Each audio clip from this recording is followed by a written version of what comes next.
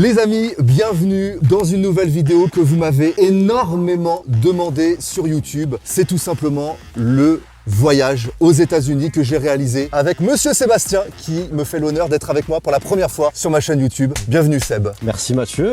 Écoute, première fois certes et franchement on est pas mal là. En plus, dans un très beau cadre, sous le soleil de Cardiez. On est en Corse parce que je suis en vacances et parce que Seb habite Ajaccio. Le cadre il est plutôt sympa pour faire une vidéo. Alors vous l'avez remarqué, on n'est pas en direct de Los Angeles, de Las Vegas ou de San Francisco. Je vais vous dire, comme c'était mon premier voyage aux États-Unis, j'étais un peu comme un enfant à Disneyland. Il me manquait énormément de rush pour faire une vidéo entière. Donc je me suis dit, on va se poser avec Seb et on va vous mettre des plans inédits de notre voyage et on va vous donner notre avis sur notre expérience. Donc si jamais vous avez déjà fait ce voyage, vous envisagez de le faire ou si vous êtes juste là pour écouter notre histoire, il y en aura pour tout le monde. Alors ce qu'on doit dire avant, c'est qu'on est tous les deux partis de Paris, mais tu es parti de Charles de Gaulle et moi de Orly et tu es parti avec Air France et moi la compagnie French Bee. Déjà, comment s'est passé des 12 heures d'avion dans Air France? Le gros point fort, c'est qu'ils étaient à l'heure, que ce soit au départ ou à l'arrivée, c'était exactement comme prévu. Par rapport au confort, moi j'étais pas du tout à l'aise par rapport au fait que tu as les sièges beaucoup trop près et pour quelqu'un de grand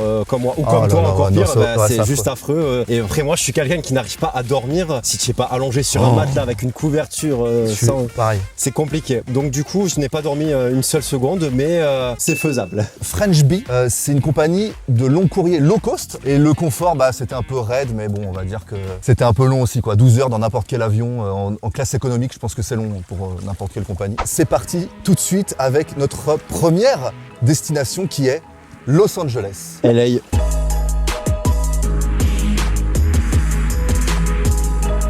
Alors nous là-bas, effectivement, on a fait le fameux triangle Los Angeles, Las Vegas, San Francisco. Première chose qu'on fait, on prend la voiture de location. Exactement. Très important de louer une voiture là-bas. La ville est tellement grande, elle est même trop grande.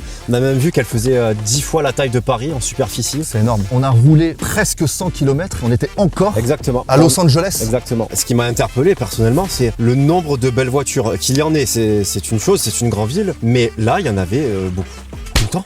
Hallucinant, hein. Donc, on a compris qu'il y a quand même une culture là-bas de se montrer. Hein. Et ensuite démarre nos 4 jours, parce qu'on est resté 4 jours à Los Angeles. Et la première journée, Seb, c'était un peu quartier libre. On s'est dirigé naturellement vers Hollywood Boulevard. Le Walk of Fame. Où vous avez les étoiles de toutes les stars, de toutes les séries. Je crois qu'il y a tout et n'importe quoi, même des personnages fictifs. Je crois que j'ai vu Kermit la grenouille. J'ai vu Shrek. Il n'y a pas Leonardo DiCaprio. On a vérifié, en fait, il n'y est pas. Tu fais allusion à Clémence. On embrasse Clémence et Sophie qui sont partis avec nous, puisqu'on est partis à 4. Je voyais cette rue-là plus grandiose que ça, plus magique. Au final, c'est pas décevant, mais tu t'attends à mieux. Panneau Hollywood qui rend petit en photo. Une fois que tu es devant, ça va. Si tu fais le spot où tout le monde va, le principal, tu es hyper loin en fait. Après, en cherchant un peu, on a trouvé des Instagrammeurs qui ont trouvé le The Spot to Be pour faire vraiment une photo beaucoup plus près. Là, on a un spot sur la ville de Los Angeles. C'est juste immense. Et là, l'écriture Hollywood. Mais tout va bien, quoi.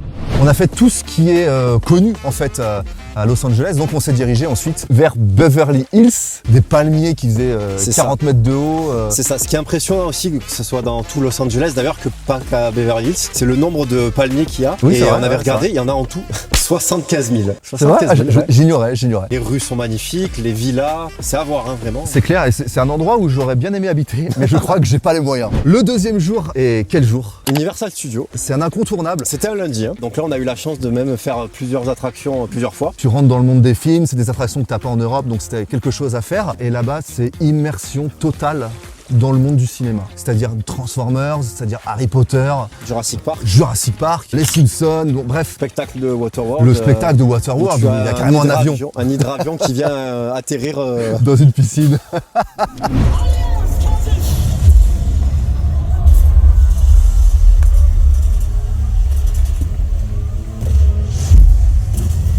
Il n'y a pas beaucoup de choses à reprocher, je trouve, à ce parc. Il est un peu petit peut-être. Il va s'agrandir. On avait vu le parc Nintendo qui était en construction. Ah ouais, donc on n'a pas pu le faire forcément, mais 2023. La grosse plus-value. Alors ça, c'était pas prévu.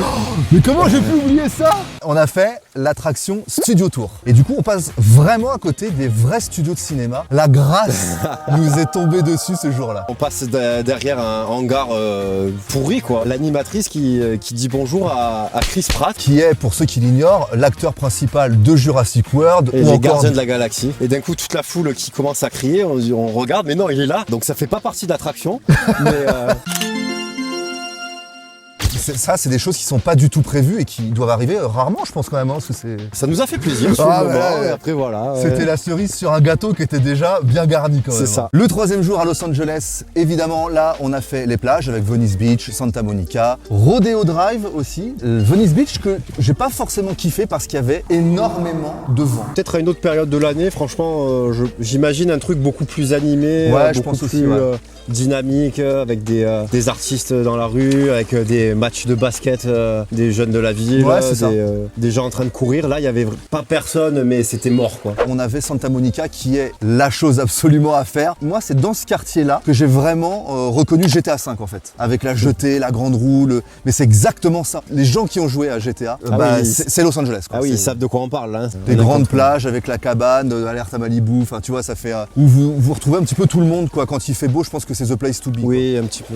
Tout ce qu'on a fait là, ça prend pas mal de temps parce que la ville est immense. Et on était allé manger à Pasadena, la ville un petit peu bobo de la grosse ville, un peu on va dire l'Aix-en-Provence de Marseille ou le Portici d'Ajaccio. On se retrouvait dans des endroits mais avec des baraques de fous. Le reste, on s'est vraiment baladé et c'est vrai qu'on a eu des belles découvertes. Non, il faut vraiment visualiser que là-bas, quand tu veux faire quelque chose, il faut prendre du temps. Il y a beaucoup de distance à faire aussi. En tout cas, voilà ce qu'on peut dire un petit peu de Los Angeles. 4 jours, on avait fait le principal quand même. Hein. Moi, ça m'allait très bien. Ah oui, moi aussi. Voilà. Place à l'étape suivante après. Exactement.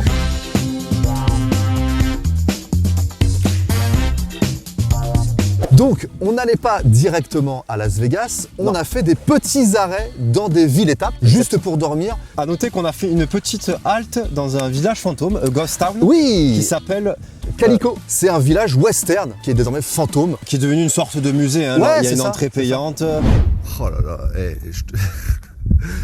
je suis John Wayne, je suis Clint Eastwood, là j'ai envie qu'il y ait un mec qui arrive là pour faire un duel de flingue. C'est vraiment, mais on est dans un film de western quoi. Tu sens qu'il y a un vrai passé, une vraie histoire dans toutes ces villes comme ça, un petit peu cow-boy quoi. Hein. Mais on a fait celle qui était sur notre route principale. Direction donc Logan, qui est surnommée la petite Las Las Vegas. Vegas. Une toute petite ville. Tu fais des routes en plein dans le désert, il n'y a rien à part le vide, le néant absolu. C'est incroyable ce qu'on vit. Hein. C'est pas une légende, c'est vraiment vrai quoi. La route vide avec le désert, incroyable. Après, on se demandait aussi qu'est-ce que c'est que cette ville de merde dans le sens où ça n'a rien à faire là quoi. Ça respire l'ambiance Las Vegas, il y a des casinos partout. Et regardez dans le hall de l'hôtel. Déjà les casinos. Les casinos partout du casino.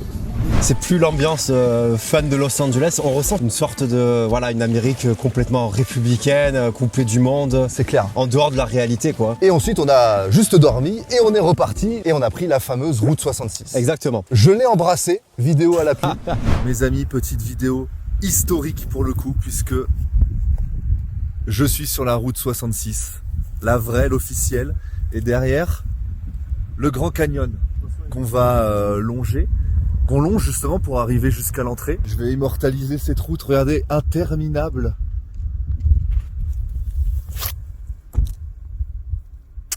Voilà, le petit bisou sur la route. Mais c'est vrai qu'elle traverse énormément de paysages. C'est des décors C'est différents, donc sympa. tu t'ennuies pas. Ouais, C'est sympa. Et du coup, nous est venu le délire de vraiment nous arrêter à tous les panneaux où on changeait d'état. Donc Nevada, Arizona, Utah, Californie. On Et l'a les- pas trouvé Californie. On l'a hein, pas... putain. Ah, c'est vrai, on l'a pas trouvé. Mais on s'est arrêté dans un resto-route typique sur la route Dans 66. une ville qui s'appelle Seligman. Seligman. Les amis, on vient de s'arrêter sur une espèce de ville aire d'autoroute sur la route 66. Et ça fait vraiment comme dans les films quoi, regarde ça. Parce qu'on s'est arrêté donc sur ce fameux resto-route où on a pris le sandwich américain avec les frites, avec le coca de 1 litre qui te servent. Et attention parce qu'on te sert le fameux refresh. Ah Je ne oui. savais pas ce que c'était. Quand Oui, tu vas oui. dans un restaurant aux États-Unis, on te sert. Donc si tu demandes un coca par exemple, presque 1 litre de coca dans un verre. Et une fois que tu l'as terminé, on t'en resserre un gratuitement. Donc le retour en France, quand on te sert un petit coca de 33 centilitres, t'as un peu le seum quand même. C'est un peu ça. Pour ceux qui m'ont, moi personnellement, demandé si c'était une légende ou tous les gros qu'il y a aux États-Unis. On est d'accord que non, ce n'est pas une légende, c'est une triste réalité. Donc on continue notre route direction le Grand Canyon. Et là, la claque. C'est plus qu'une claque. Est-ce que c'est l'endroit le plus impressionnant que tu as vu de ta vie? Sans aucune hésitation. Le fait de ressentir ce souffle coupé quand tu y arrives, c'est exactement ce que j'ai ressenti en voyant le Grand Canyon. Tu t'inclines devant la beauté de la nature. C'est beau. Il n'y a même pas de protection, tu peux aller au bord du gouffre. Là, personnellement, moi, je ne l'ai pas fait parce que tu as les jambes qui tremblent quand même. Mais toi, tu l'as fait avec Clémence. Moi, je l'ai fait. Bravo. Regardez-moi le risque qu'ils prennent pour faire une photo, quoi. Ils sont dingues. Il n'y a pas de protection. Moi, je vous avoue que quand on s'approche un peu trop du bord, je commence un petit peu à avoir le vertige. C'est vraiment un incontournable. Si jamais vous allez un jour dans ces régions-là, il n'y a pas à discuter, il n'y a pas à débattre. Le Grand Canyon, c'est à faire. Après avoir fait le Grand Canyon, on est parti direction Flagstaff. C'est la ville la plus proche pour pouvoir dormir à côté du Grand Canyon. Une fois que notre nuit était passée à Flagstaff, on est remonté. Le Antelope Canyon, alors on savait pas ce que c'était. Non, on arrive dans un endroit où il n'y a rien. On se dit mais attends, c'est où? Et en fait, c'est une crevasse que tu ne vois pas. Indétectable, vraiment, si on nous montre pas assez là-bas, c'est... Parce que c'est vrai que c'est difficile de décrire, parce qu'on en a pris tellement plein la vue. Voici, messieurs, dames, un petit florilège des photos que l'on a pris à l'intérieur d'Antelope Canyon. Voilà, c'est pour vous, c'est cadeau.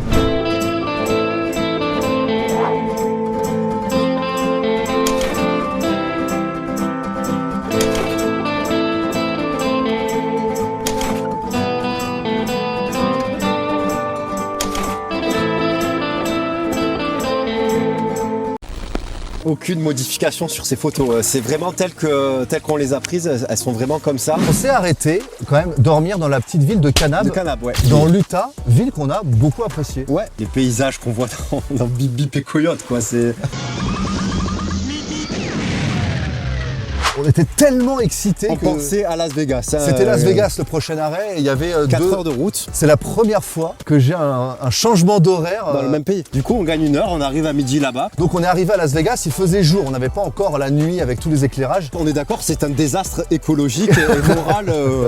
Ça, c'est évident, mais bon, on joue le jeu. On y était un week-end, on était samedi, dimanche, donc ça bougeait quand même plutôt bien. La fameuse strip de Las Vegas on a l'impression qu'elle fait 100 mètres, 200 mètres. Alors pas du tout. Pour faire d'un bout à l'autre, il faut énormément de temps parce que il faut peut-être 2 heures de marche. Ah oui, parce que tu as énormément de monde. C'est une aventure de faire d'un point A à un point B là-bas. Bon, là on est chill dans les rues de Las Vegas. Bon, il fait encore jour donc c'est pas très intéressant à vrai dire, mais regardez. Comme c'est stylé. Et là, le Bellagio et les fontaines vont s'allumer tout à l'heure. Parce que je vous avoue que c'est plus sympa la nuit que le jour. Là-bas, il y a tous les hôtels, toute la grande rue. Chaque hôtel est connecté à l'autre, un tunnel commun qui fait tout le long. C'est là où tu rentres dans les casinos, dans les magasins. On dirait qu'ils sont pas concurrents en fait. On dirait qu'ils travaillent tous dans un même objectif. C'est assez étonnant en fait. Ouais, c'est vrai. Pays sans complexe, Las Vegas encore moins. Tout est fait pour que vous consommiez. Il y en a partout. Des filles presque nues, des mecs aussi. Le casino évidemment, les hôtels, les massages, les boissons, les restos. Il y en a partout. Tout va bien à Las Vegas. Tout va bien dans la petite Italie. Là, faut dire qu'on est en intérieur. Et il y a ça, quoi. Normal. Et tout le long, c'est des boutiques, évidemment. En fait, nous, ce qui s'est passé au final, c'est qu'on a plus marché que vraiment profité. On était aussi un peu pris par le temps. On n'avait qu'une seule nuit là-bas. Pour ceux qui envisagent de le faire, c'est au moins 2-3 nuits larges. C'est vrai. Moi, ce qui m'a aussi choqué, cette extravagance, on s'y attend. Mais les gens, une fois là-bas, ça les interpelle pas. Pour eux, c'est normal. Ils sont complètement décomplexés. Au bout de quelques heures, on commence à rentrer aussi, nous aussi, dans le mood. On s'en fout de tout. En fait, c'est la liberté, quoi. Dans la fameuse piscine du Flamingo où il y avait une fête en pleine journée.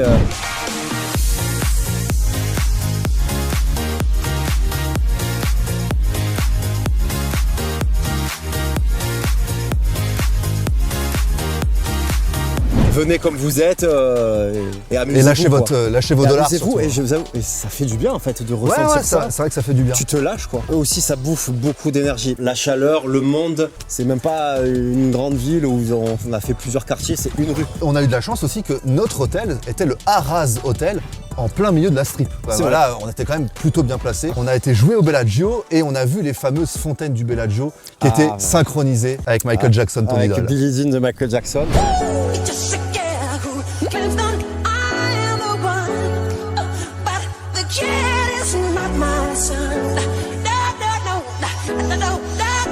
Le soir où on y était, il y avait seulement Snoop Dogg et Bruno Mars qui se produisaient au MGM Grand. Si on pouvait résumer Las Vegas, c'est de la tentation, du jeu, du cul. On est tenté tout le temps. Las Vegas, une fois passé, on a eu quand même une petite larmichette en partant de Las Vegas parce qu'on s'est dit, ah quand même...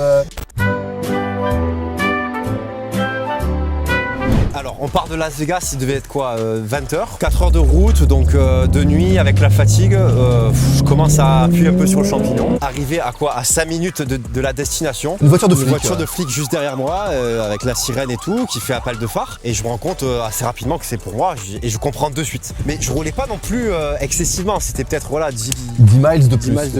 Ouais, c'est un bail, ça il faut pas. J'ai peut-être confondu en fait.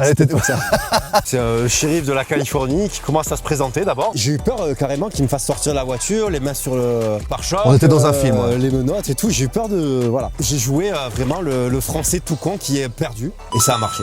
Dernière étape, et là on se disait, est-ce qu'on va réussir à apprécier cette ville, sachant que c'est notre ville aussi de départ. C'est la merveilleuse ville de San Francisco.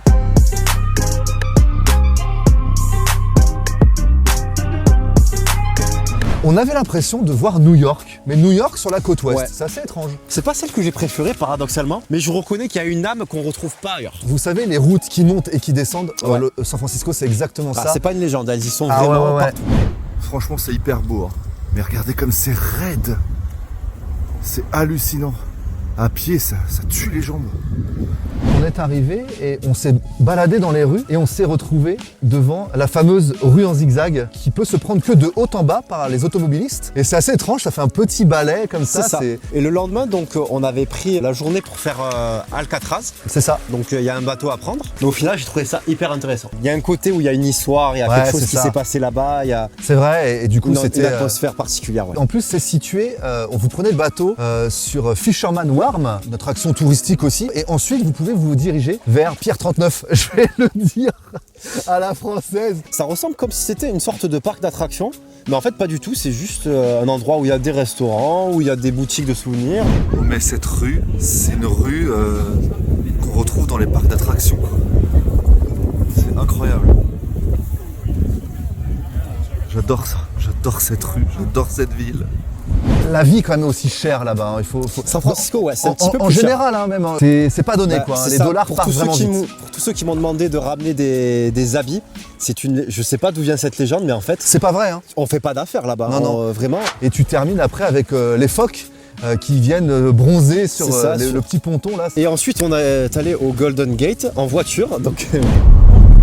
Sébastien, est-ce que tu peux me dire ce que tu ressens actuellement? Absolument rien du tout. Mais c'est surtout le point de vue qui est à faire, en bas et en haut. C'est une ville à visiter et de prendre le petit tramway, on l'a fait aussi. Le cable car.